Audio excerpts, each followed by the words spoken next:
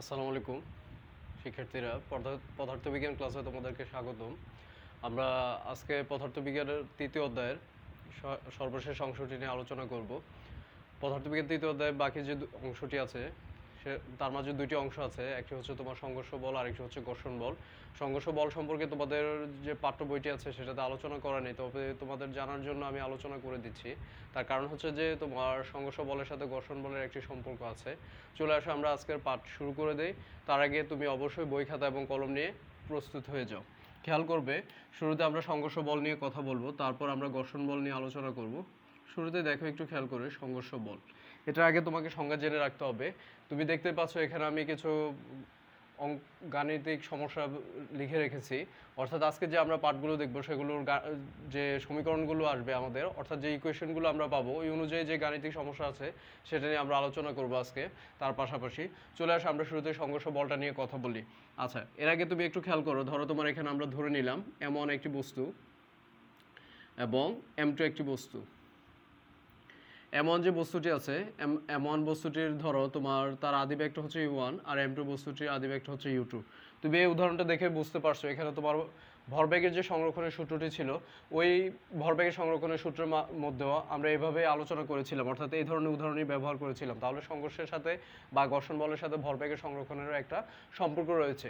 এছাড়া আমরা এই অধ্যায় শুরুতে তোমার যে প্রকৃতির উপর ভিত্তি করে দুই ধরনের বল পেয়েছিলাম, একটা হচ্ছে তোমার স্পর্শ বল আর একটা হচ্ছে অস্পর্শ বল। এই যে সংঘর্ষ বল বা ঘর্ষণ বল, এই দুটি বল কিন্তু স্পর্শ বলেরই অংশ। চলে আসো আমরা পাঠটা শুরু করে দেই। তো তুমি এখানে খেয়াল করো, ধরো এমন যে বস্তুটি আছে এই বস্তুটির ব্যাগ যদি তোমার M2 বস্তুটি অপেক্ষা বেশি হয়ে থাকে তাহলে চলার যে কোনো এক মুহূর্তে এমন বস্তুটি M2 বস্তুর সাথে সংঘর্ষে লিপ্ত হবে, তার মানে তাদের মাঝে সংঘর্ষ সংঘটিত হবে। তো এখান থেকে আমরা সংঘর্ষ বলের সংজ্ঞাটা বলে দিতে পারি এই উদাহরণটির সাহায্যে। তাহলে সংঘর্ষ বলের তোমার যে সংজ্ঞাটি দাঁড়ায় সেটি হচ্ছে যে তোমার যখন দুটি বস্তু খুবই অল্প সময়ের জন্য খুব বড় মানের বলে ক্রিয়া করে তাকে সংঘর্ষ বল বলা হয়ে থাকে। অর্থাৎ এখানে তোমার দেখা যাবে যে তার সময় থাকবে খুবই কম, অর্থাৎ যে তোমার ক্রিয়াকাল সেটা হবে কম কিন্তু ক্রিয়ার ফলটা অনেক বেশি হবে। তার মানে এখানে যে দুটি বস্তু থাকবে এই বস্তুগুলোর মধ্যে যে বলটা প্রয়োগ হবে বা যে সংঘর্ষটা ঘটবে সংঘর্ষটা বড় হবে, তবে এখানে অল্প সময় থাকবে, অর্থাৎ সময়ের পরিমাণটা হবে খুবই কম। এক্ষেত্রে আমরা যে উদাহরণগুলো ব্যবহার করতে পারি, যেমন ধরো আমরা যখন তোমার পেরেকে হাতুড়ি দিয়ে আঘাত করি অথবা ক্রিকেট বলকে যখন ব্যাট দ্বারা আঘাত করি তখন কিন্তু এখানে সংঘর্ষ বলই সংঘটিত হয়ে থাকে। সংঘর্ষ বলের ক্ষেত্রে ভরবেগের যে নিত্যতা সূত্রটি আছে সেই নিত্যতা সূত্রটি কার্যকর হয়।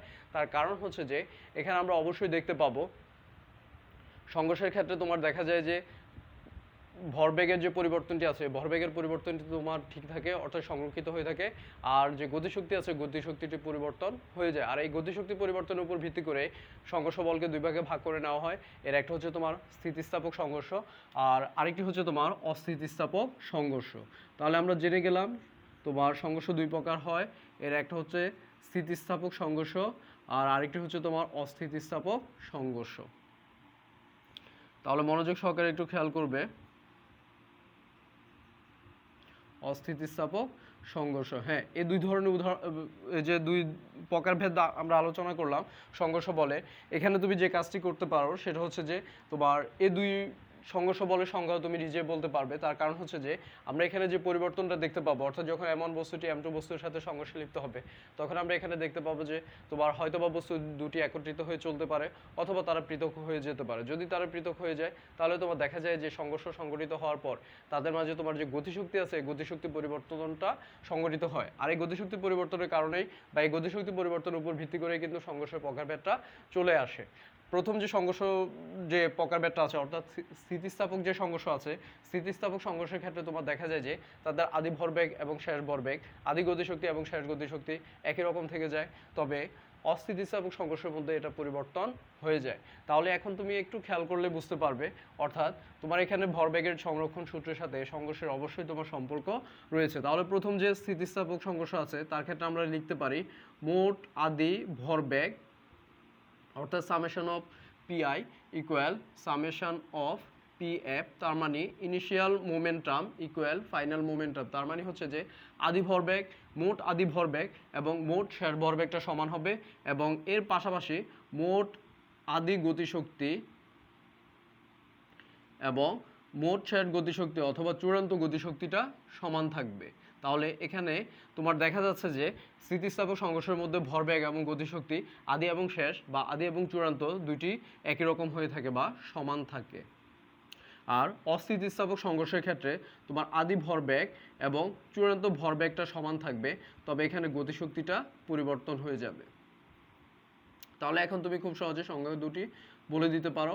অর্থাৎ তোমার এখানে দেখা যায় যে স্থিতিস্থাপক সংঘর্ষের ক্ষেত্রে যে সংজ্ঞাটি দাঁড়াবে সেটি হচ্ছে যে সংঘর্ষ সংঘটিত হওয়ার ক্ষেত্রে আদি ভরবেগ এবং শেষ ভরবেগ উভয় সংরক্ষিত থাকে বা সমান থাকে তাকে বলা হয় স্থিতিস্থাপক সংঘর্ষ। আর অস্থিতিস্থাপক সংঘর্ষ হচ্ছে যে সংঘর্ষ সংঘটিত হলে আদি ভরবেগ এবং শেষ ভরবেগ অর্থাৎ ভরবেগ সংরক্ষিত থাকে কিন্তু গতিশক্তি সংরক্ষিত থাকে না, তাকে বলা হয়ে থাকে অস্থিতিস্থাপক সংঘর্ষ। তাহলে এখানে আমরা যে মিলটি পেলাম, উভয় ক্ষেত্রে তোমার ভরবেগটা সংরক্ষিত থাকে তবে গতিশক্তির পরিবর্তন হয়, যার কারণে এখানে তোমার সংঘর্ষের প্রকারভেদটা হয়ে থাকে গতিশক্তির উপর ভিত্তি করে। তাহলে এখন তুমি একটু খেয়াল করো, সংঘর্ষ যখন সংঘটিত হয় তখন তাদের ভরবেগটা সমান থেকে যায় তবে তাদের গতিশক্তির পরিবর্তন সংঘটিত হয়ে থাকে। তাহলে এই ছিল তোমার সংঘর্ষ বল নিয়ে কথা। এবার চলে আসো আমরা ঘর্ষণ বল নিয়ে আলোচনা করব। আর এই ঘর্ষণ বলটা তোমাদের বইয়ে বিস্তারিত আলোচনা করা আছে। একটু খেয়াল করবে ঘর্ষণ বলটা কি। ঘর্ষণ বল হচ্ছে যে, দেখো একটু খেয়াল করে, ধরো আমি এখানে m ভরের একটি বস্তু নিলাম, m ভরের একটি বস্তু আছে, তাহলে এই বস্তুটির উপরে ধরো তুমি একটা বল প্রয়োগ করে থাকো, তাহলে এটাকে আমরা লিখতে পারি প্রযুক্ত বল। তুমি একটি বল প্রয়োগ করলে, আচ্ছা এটাকে বলি আমরা প্রযুক্ত বল। চলে আসো এবার আমরা আগে সংজ্ঞাটা জেনে নেই, তাহলে তোমার উদাহরণটা খুব সহজ মনে হবে। ঘর্ষণ বল হচ্ছে যে যখন একটি বস্তু অপর একটি বস্তুর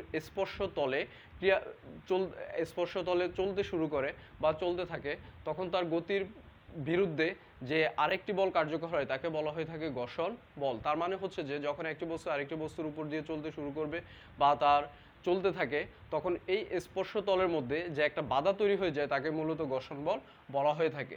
আচ্ছা এখন তুমি একটু খেয়াল করো তো, তুমি যে বস্তুটার উপরে বল প্রয়োগ করো তা সে বস্তুর একটা ভর আছে এবং তার সাথে সাথে এখানে তোমার আরও একটি বিষয় কার্যকর হয়, অর্থাৎ আমরা এখানে তোমার একটা ত্বরণও কার্যকর হয়ে যায়, যার কারণে আমরা এটাকে ওজন বলতে পারি, অর্থাৎ বস্তুটির ওজন আছে। তাহলে এই বস্তুর মধ্যে তুমি যখন বল প্রয়োগ করবে তখন সে তার ওজনের কারণে এখানে একটা গতির বিরুদ্ধে তার একটা বল অনুভব হবে, যেটাকে আমরা ঘর্ষণ বল বলবো। এবং এই বল প্রয়োগ করার কারণে বস্তুর অবস্থানেরও পরিবর্তন সংঘটিত হবে, যেটাকে আমরা কার্যকর বল বলবো। তাহলে তুমি যখন একটা বস্তুর উপরে বল প্রয়োগ করো তখন এখানে মূলত দুই ধরনের বলের উৎপত্তি ঘটে।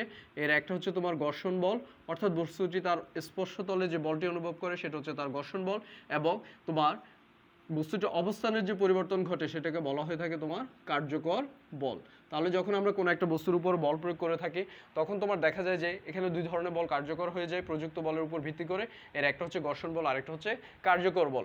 এই ঘর্ষণ বলটা কার্যকর হয় বিদায় একটা বস্তুকে একটা অবস্থান থেকে আরেকটা অবস্থানে নিতে গেলে বল প্রয়োগ করতে হয়, এবং এখানে আমাদের বলেরও কিছুটা হ্রাস ঘটে। তার কারণ হচ্ছে যে ঘর্ষণ বলটা কার্যকর হওয়ার কারণে আমরা যে পরিমাণ বল প্রয়োগ করে থাকি সে পরিমাণ বলটা কিন্তু কার্যকর হয় না, কিছু পরিমাণ বলের হ্রাস ঘটে থাকে। তাহলে এই যে হ্রাস ঘটা বলটা সেটা নির্ভর করে মূলত ঘর্ষণ বলের উপরে, আর এই ঘর্ষণ বলটা সৃষ্টি হয়ে থাকে বস্তুর ওজনের উপর ভিত্তি করে। তাহলে আমরা বলতে পারি ঘর্ষণ বল বস্তুর ওজনের সমানুপাতিক, অর্থাৎ বস্তুর ওজন যত বেশি হবে সেই বস্তু কর্তৃক সৃষ্ট ঘর্ষণ বলটা বেশি হবে, আর বস্তুর ওজন যত কম হবে সেই বস্তু কর্তৃক সৃষ্ট ঘর্ষণ বলের মানটাও কম হয়ে থাকবে। তাহলে আমরা কার্যকর বল কিভাবে বের করব? প্রযুক্ত বল থেকে যদি ঘর্ষণ বলটাকে বাদ দিয়ে দেয় তাহলে যে বলটা বাকি থাকে সেটা হচ্ছে তোমার কার্যকর বল। ধরো এই বস্তুর উপরে তুমি 10 নিউটন বল প্রয়োগ করলে, তার মানে তোমার প্রযুক্ত বলের পরিমাণ হচ্ছে 10 নিউটন। যদি তোমার এখানে ঘর্ষণ বলটা 2 নিউটন হয়ে থাকে তাহলে তোমার কার্যকর বলটা হচ্ছে 8 নিউটন। তার মানে এখানে তুমি 10 নিউটন বল প্রয়োগ করলেই 10 নিউটন বল কিন্তু প্রযুক্ত হয় না, এখানে বল কার্যকর হয়ে থাকে 8 নিউটন বল। তার মানে 2 নিউটন বল ঘর্ষণ বলের কারণে এখানে হ্রাস পেয়ে যায়। হ্যাঁ, এবার আসো আমরা ঘর্ষণ বলের যে প্রকারভেদগুলো আছে সেগুলো নিয়ে একটু আলোচনা করে নিই। ঘর্ষণ বল তোমার 4 প্রকার হয়ে থাকে: গতি ঘর্ষণ, স্থিতি ঘর্ষণ, প্রবাহী ঘর্ষণ এবং আবর্ত ঘর্ষণ। এই ঘর্ষণ বলগুলো সম্পর্কে তোমাদের বইয়ে বিস্তারিত আলোচনা করা আছে, তোমরা সেখান থেকে পড়ে নিলে ভালো বুঝতে পারবে। আর এছাড়া তোমার ঘর্ষণ বলের ক্ষেত্রে আরেকটি বিষয় লেখা আছে, সেটা হচ্ছে একটা ঘর্ষণ বল একটি প্রয়োজনীয় উপদ্রব। এটাও তোমরা বই থেকে ভালো করে মনোযোগ সহকারে পড়লেই পারবে। এখন আমরা চলে আসো এই ঘর্ষণ বলের সাহায্যে আমরা যে গাণিতিক সমস্যাগুলো পাবো সেগুলো সমাধানটা একটু জেনে নিই। আমরা যে সূত্রটি পেলাম একটু আগে, সেই সূত্রটি হচ্ছে দেখো, প্রযুক্ত বল সমান সমান ঘর্ষণ বল যোগ কার্যকর বল। তার মানে হচ্ছে যে প্রযুক্ত বলটা ঘর্ষণ বল এবং কার্যকর বলেরই সমষ্টি। এটা যদি তুমি ইংরেজিতে লিখো তাহলে এখানে দাঁড়ায় প্রযুক্ত বল হচ্ছে এফ, ঘর্ষণ বলটাকে তুমি এফ দ্বারা লিখতে পারো অর্থাৎ ফ্রিকশন ফোর্স, এবং কার্যকর বলটাকে এফ প্রাইম দ্বারা লিখতে পারো, অথবা এটাকে সরাসরি যদি লিখো তাহলে হয়ে যায় এম এ। তার মানেটা হচ্ছে যে আমরা যে এম ভরের বস্তুটি ছিল, এম ভরের বস্তুর উপর তুমি যখন বল প্রয়োগ করো, যেহেতু বস্তুর অবস্থানের পরিবর্তন ঘটে অর্থাৎ সে গতিপ্রাপ্ত হয়, আর এই গতিপ্রাপ্ত হওয়ার কারণে তোমার বস্তুটি ত্বরণও কিন্তু প্রাপ্ত হয়। যেখানে বল প্রয়োগ হবে সেখানে ত্বরণ তৈরি হবে, আর যেখানে বল প্রয়োগ হবে না সেখানে ত্বরণও তৈরি হবে না বা সৃষ্টি হবে না। সেজন্য আমরা এখান থেকে তোমার লিখে ফেলতে পারি এম এ। তাহলে প্রযুক্ত বল সমান দাঁড়ালো আমাদের ঘর্ষণ বল যোগ কার্যকর বল। দেখতে পাচ্ছ আমি বোর্ডে আগে থেকে তোমার কিছু গাণিতিক সমস্যা লিখে রেখেছি। এই সূত্রের সাহায্যে আমরা এখন এই গাণিতিক সমস্যাগুলো সমাধান করব। তাহলে প্রথমে যে গাণিতিক সমস্যাটা দেওয়া আছে সেটা একটু মনোযোগ সহকারে খেয়াল করবে। আচ্ছা, আরেকটা বিষয় হচ্ছে যে তোমরা যখন গাণিতিক সমস্যাগুলো সমাধান করো, এই কথাগুলো আমি এর আগের ক্লাসগুলোতে বলেছিলাম, তোমরা অবশ্যই যে অংশটা তুমি পড়লে বা যে পাঠ পড়লে সেখান থেকে তোমার যে গাণিতিক যে সমীকরণটি দাঁড়ালো ওই সমীকরণের সাহায্যে তোমার কি কি গাণিতিক প্রশ্ন হতে পারে বা প্রশ্নগুলো তোমার কিভাবে তুমি সমাধান করতে পারো এটা একটু ভালো করে খেয়াল করবে। আর যে প্রতীকগুলো থাকে সমীকরণগুলোর মধ্যে সেগুলো কোনটা দ্বারা কি বোঝায় এটা তুমি ভালো করে বুঝতে হবে, বা তোমার যে বাংলা লেখাগুলো লেখা হয় কোনটা দ্বারা কি বোঝায় এটা একটু খেয়াল করতে হবে। চলে আসো আমরা প্রথম প্রশ্নের সমাধানে চলে যাই। 10 গ্রাম ভরের একটি বস্তুর কার্যকরী বল 0.078 নিউটন, বস্তুর উপর বায়ুর ঘর্ষণ বল নির্ণয় করো। তাহলে প্রশ্নটা দেখে তোমাকে একটু বুঝতে হবে বস্তুটি একটা উচ্চতায় ছিল, সেখান থেকে তাকে ছেড়ে দেওয়া হয়, যার কারণে তার মাঝে বায়ুর ঘর্ষণ বলটা কার্যকর হয়। চলে আসো আমরা আগে মানগুলো লিখে নেই। কি কি মান দেওয়া আছে একটু খেয়াল করো। তোমার এখানে বস্তুর ভর দেওয়া আছে অর্থাৎ এম। এম হচ্ছে তোমার 10 গ্রাম, গ্রামটাকে কেজিতে নিতে হবে এককের স্বার্থে। তাহলে এটাকে তুমি 1000 দ্বারা ভাগ করলে কিন্তু সেটা কেজিতে চলে আসলো, তাহলে 10 কেজি। এখানে তোমার যে মানটি পাবে তুমি এখন 0.01 কেজি। তারপরে একটু খেয়াল করো, যেহেতু তোমার এখানে বস্তুটি একটা উচ্চতায় আছে তার মাঝে ওজনটা কার্যকর হবে, সেজন্য এখানে জিটা একটু লিখতে হবে, অর্থাৎ অভিকর্ষজ ত্বরণটা লিখে নিতে হবে তোমাকে, g equal 9.8 metre per second square. আচ্ছা, কার্যকরী বলটা দেওয়া আছে যেটা আমি বলেছিলাম যে তুমি অ্যাপ প্রাইম ব্যবহার করতে পারো কার্যকরী বলের ক্ষেত্রে 0.078 নিউটন। তাহলে এখান থেকে যেটা বের করতে হবে ঘর্ষণ বলটা বের করে নিতে হবে। আচ্ছা, এবার চলে আসো আমরা ঘর্ষণ বলটা কীভাবে বের করবো সেটা একটু খেয়াল করে নিই। তাহলে তোমাকে এখানে সমীকরণটা ব্যবহার করতে হবে। আমরা জানি বাংলা যে সমীকরণটি পেয়েছিলাম সেটি যদি লিখে নাও তাহলে তুমি খুব সহজে মানটা বের করতে পারবে, বা সূত্রটা বেশি মনে থাকবে। প্রযুক্ত বল সমান হচ্ছে তোমার ঘর্ষণ বল যোগ কার্যকর বল। অঙ্কগুলি খুবই সহজ, একটু মনোযোগ সহকারে খেয়াল করলে হয়। এখান থেকে তুমি কি বের করবে? ঘর্ষণ বলটা বের করবে। তাহলে আমরা যদি ঘর্ষণ বলটা বের করি তাহলে সমীকরণটা কি দাঁড়ায় একটু খেয়াল করো। ঘর্ষণ বল ইকুয়াল তোমার এখানে দাঁড়াচ্ছে প্রযুক্ত বল বিয়োগ কার্যকর বল।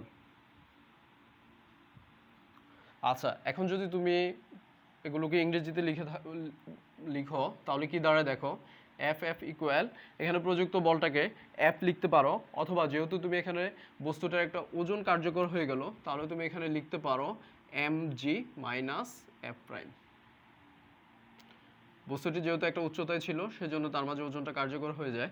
আচ্ছা, এখানে তুমি দেখো এবার এম এর মানটা পেয়েছো তুমি 0.01 কেজি, আর যেটা 9.8 মিটার পার সেকেন্ড স্কোয়ার, আর এফ প্রাইমের মানটা হচ্ছে তোমার 0.078 নিউটন। তাহলে এখান থেকে তুমি একবারই মানটা বের করতে পারো, অথবা যদি আরেকটা লাইন বাড়াতে চাও বাড়াতে পারো। এখানে তোমার গুণ করলে 0.098 আসবে, 0.098 নিউটন। কেজি আর মিটার পার সেকেন্ড স্কোয়ার গুণ করলে নিউটন আসে, মানে 0.08078 নিউটন। সুতরাং ঘর্ষণ বল অর্থাৎ ফ্রিকশন ফোর্স চলে আসলো তোমার 0.02 নিউটন। এভাবে তুমি ঘর্ষণ বলের মানটা বের করে নিতে পারো। তাহলে এটা অবশ্যই অনেক সহজ, দেখতেই পেলে তুমি। বা তোমরা পদার্থবিজ্ঞানের যে গাণিতিক অংশগুলো পাও এগুলো আসলে অনেকটা সোজা, এটা তোমার দক্ষতার উপরে নির্ভর করবে তুমি কতটুকু ভালো বুঝতে পারছো সমীকরণগুলো এবং সেটার প্রয়োগটা তুমি কতটুকু ভালো বোঝো, তার উপর ভিত্তি করে তুমি অংশগুলো সমাধান করতে পারবে। চলে আসো দ্বিতীয় প্রশ্ন। 5 কেজি ভরের একটি স্থির বস্তুর উপর বস্তুটি স্থির অবস্থায় আছে, খেয়াল করতে হবে। বল প্রয়োগ করায় বস্তুটি 100 মিটার দূরত্ব অতিক্রম করে 40 মিটার পার সেকেন্ড বেগ প্রাপ্ত হয়। বলের মান নির্ণয় করো। ঘর্ষণ বল হচ্ছে 10 নিউটন। এই অঙ্কটা করার ক্ষেত্রে তোমাকে আগেই চিন্তা করে নিতে হবে আমরা যে তোমার গাণিতিক যে সমীকরণটা পেয়েছিলাম সেটার মধ্যে ছিল প্রযুক্ত বল সমান ঘর্ষণ বল যোগ কার্যকর বল। কার্যকর বলের মধ্যে আমরা ব্যবহার করেছিলাম এম এ। এখানে কিন্তু তুমি দেখতে পাচ্ছ এম দেওয়া আছে এ দেওয়া নেই, তার মানে তোমাকে এখানে এই বলের মানটা অর্থাৎ প্রযুক্ত বলের মানটা বের করতে গেলে এর মানটা আগে বের করে নিতে হবে। চলে আসো আমরা শুরুতে এর মানটা বের করে নিই। এখানে যে মানগুলো দেওয়া আছে m = 5 কেজি দেওয়া আছে, তারপর হচ্ছে বস্তুটা স্থির অবস্থায় আছে, তার মানে তার আদি বেগটা হচ্ছে 0। হ্যাঁ, তারপর যেটা বলা আছে সে দূরত্ব অতিক্রম করলো 100 মিটার। তুমি আগে যদি এগুলো লিখে নাও তাহলে তোমার অঙ্কটা কোন সূত্রে সাহায্য হবে সেটা তুমি সহজে বুঝতে পারবে। আর এরপরে যে বেগটা দেওয়া আছে এটা অনায়াসে আমরা শেষ বেগ ধরে নিতে পারি। তার সাথে তোমার ঘর্ষণ বল দেওয়া আছে, একবার লিখে ফেলি, ফ্রিকশন ফোর্স ইকুয়াল 10 নিউটন। এগুলো বাংলায় বলার অর্থ হচ্ছে যে আমরা কিন্তু বাঙালি, সেজন্য আমি বাংলায় বলছি। হ্যাঁ, এবার তুমি যে সূত্রটা প্রথমে ব্যবহার করবে, যেহেতু তোমার এখানে ত্বরণটা বের করে নিতে হবে, সেজন্য আগে তুমি এর মানটা বের করতে হবে। এর মানটা বের করার ক্ষেত্রে আমরা যে সূত্রগুলো ব্যবহার করতে পারি দেখো একটু খেয়াল করে। আমরা যদি শুরুতে a = v - u/t ব্যবহার করি, তাহলে এখানে তুমি দেখতে পাচ্ছ t এর মানটা কিন্তু দেওয়া নেই, তাহলে এই সমীকরণটা ব্যবহার করা যাবে না এখানে। তাহলে আমরা কোন সমীকরণটা ব্যবহার করতে পারি? এখানে তুমি v² = e² + 2as এই সমীকরণটি ব্যবহার করে এখান থেকে এর মানটা বের করে নিতে পারো। তাহলে আমরা মানগুলো বসিয়ে দেই। v এর মান হচ্ছে তোমার 40 metre per second whole square, এটা হচ্ছে 0 + 2 ইন্টু এর মানটা হচ্ছে তোমার বের করব আমরা, আর এটা দেওয়া আছে 100 মিটার। তাহলে এখান থেকে দেখো কি চলে আসে, এটা 1600 metre square per second square হবে, আর এটা সরাসরি তোমার একবারে লিখে ফেলি 200 মিটার, আর এর মানটা বের করবে এটা থাকবে। আচ্ছা, এবার তুমি একটু খেয়াল করো, আমরা 200 মিটার ইন্টু এটাকে যদি এদিকে নিয়ে আসি, এদিকে চলে আসে তোমার 1600 metre square per second square. তাহলে এখান থেকে তুমি এর মানটা একবারে লিখে ফেলতে পারো, 200 মিটার দিয়ে এটাকে ভাগ করলে তোমার থাকে 8 মিটার পার সেকেন্ড স্কয়ার। তাহলে এর মানটা পেয়ে গেলে এবার কিন্তু তোমার ওই ঘর্ষণ বলের ক্ষেত্রে আমরা যে সূত্রটি ব্যবহার করি সেটা প্রয়োগ করতে পারবে এখানে এখন সহজে। তাহলে একবার লিখে ফেলি আমরা, প্রযুক্ত বল সমান ঘর্ষণ বল যোগ কার্যকর বল, প্রযুক্ত বল সমান ঘর্ষণ বল যোগ কার্যকর বল। বাংলায় সমীকরণগুলো আগে খেয়াল করবে ভালো করে, তাহলে ইংরেজিটা তোমার সহজ হয়ে যাবে। প্রযুক্ত বলটাকে আমরা এফ দ্বারা লিখি, বা তুমি আরও কিছু ব্যবহার করতে পারো, ঘর্ষণ বলটাকে এফ দ্বারা লিখি বা অন্য কিছু ব্যবহার করতে পারো। আর কার্যকর বল, দেখো এখানে তোমার কার্যকর বলের ক্ষেত্রে তুমি এফ প্রাইম লিখতে পারো, অথবা তোমার এখানে যে মানগুলো দেওয়া আছে সেগুলোর উপর ভিত্তি করে তুমি লিখতে পারো এম এ। চলে আসো, এখান থেকে আমরা খুব সহজে এখন প্রযুক্ত বলের মানটা বের করতে পারবো।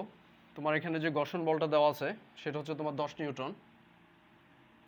আচ্ছা, তারপর এম এর মানটা তুমি একটু আগে এম এর মানটা দেওয়া আছে 5 কেজি, আর এর মানটা তুমি বের করেছো 8 মিটার পার সেকেন্ড স্কয়ার। তাহলে এখানে এফ এর মানটা দাঁড়াচ্ছে তোমার 50 নিউটন।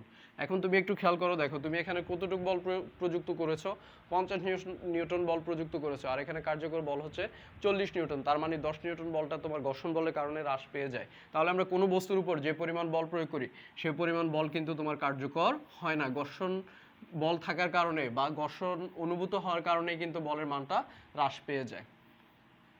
চলে আসো, এরপর তৃতীয় যে প্রশ্নটি দেওয়া আছে সেটার সমাধানে চলে যাই আমরা। ভালো করে খেয়াল করো প্রশ্নটি।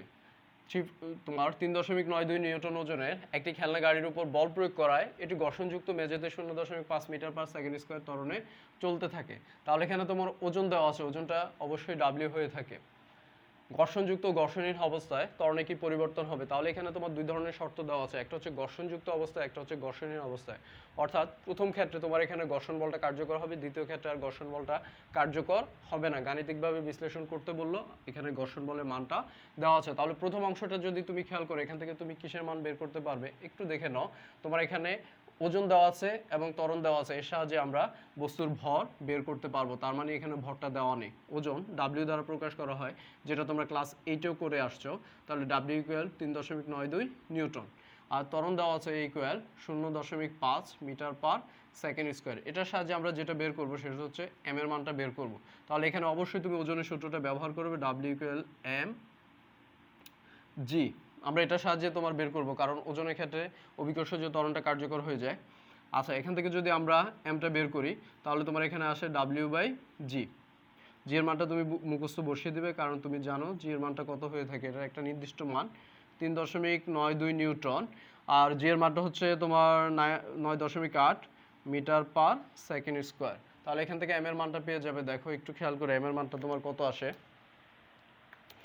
এম এর মানটা হচ্ছে দেখো 3.92 নিউটন ভাগ 9.8 নিউটন।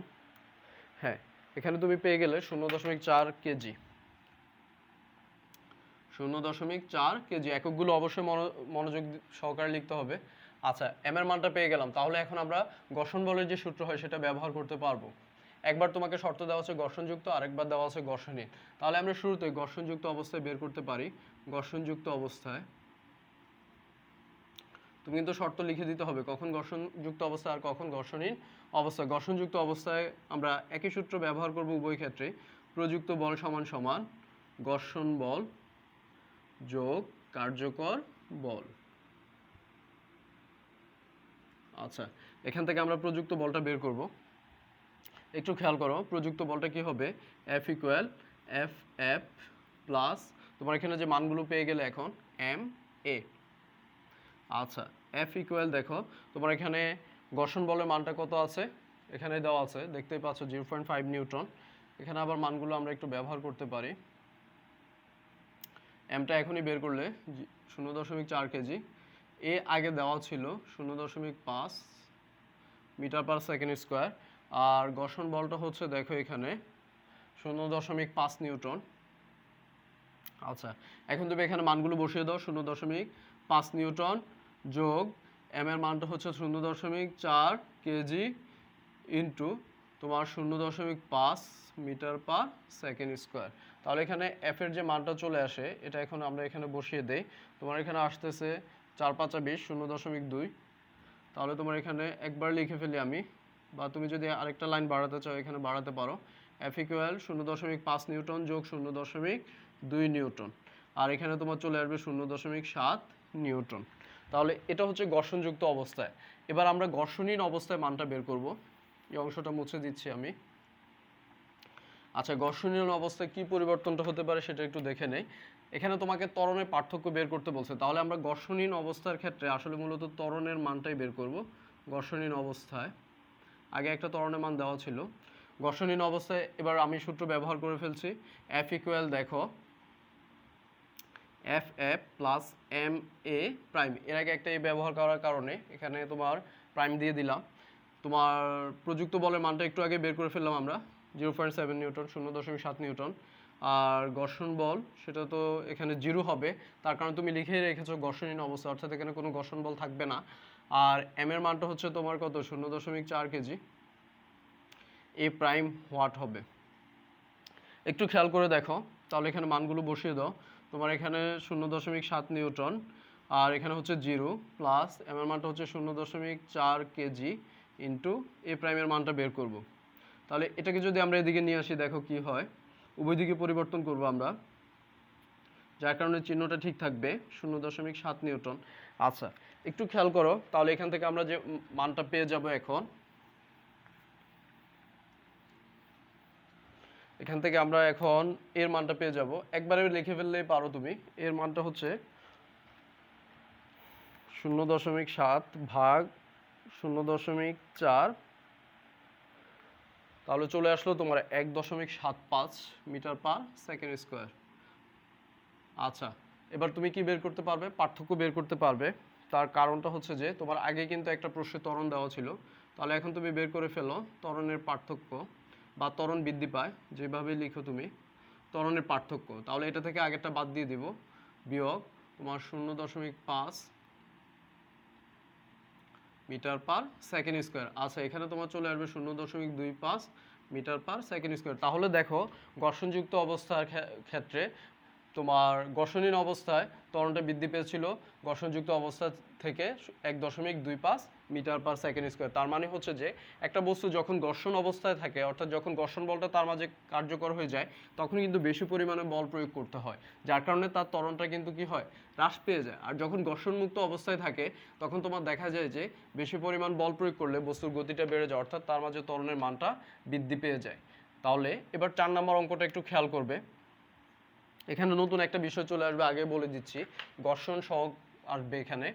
মেঝেতে রাখা একটি কাঠের টুকরার ঘর্ষণ সহগ হচ্ছে 0.01।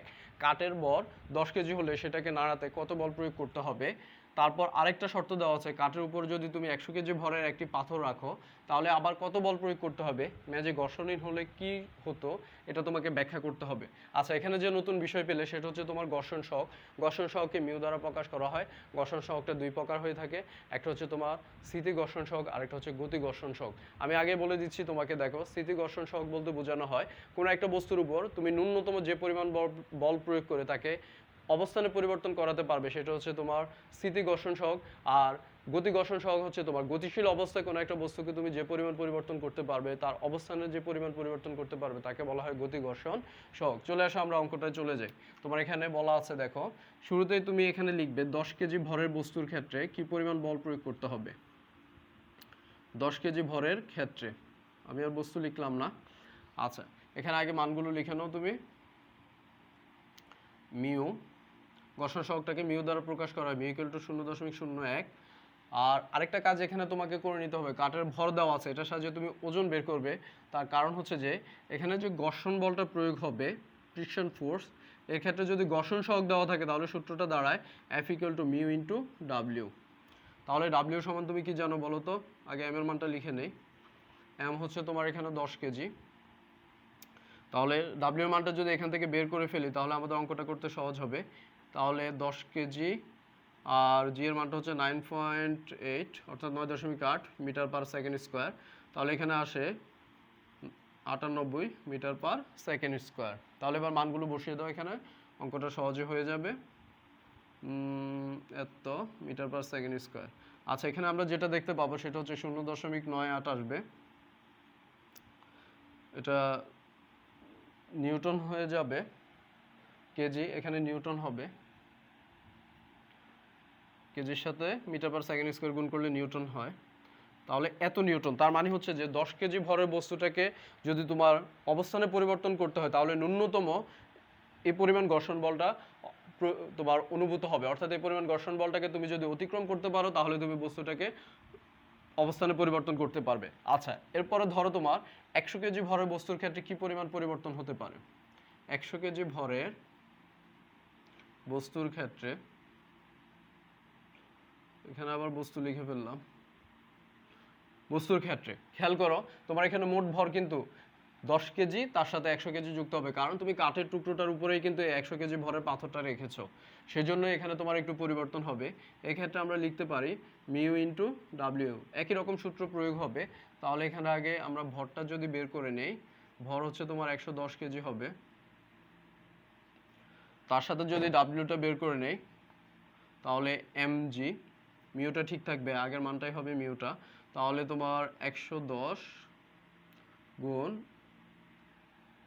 110 কেজি গুণ তোমার এখানে আসবে 9.8 মিটার পার সেকেন্ড স্কোয়ার।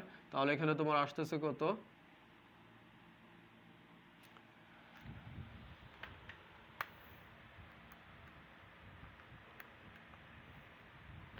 তাহলে তোমার এখানে আসবে 1078 নিউটন। হ্যাঁ, এই মানটা এখন তুমি এখানে বসিয়ে দাও, তাহলে তোমার অঙ্কটা হয়ে যাচ্ছে 0.01 গুণ তোমার 1078 নিউটন।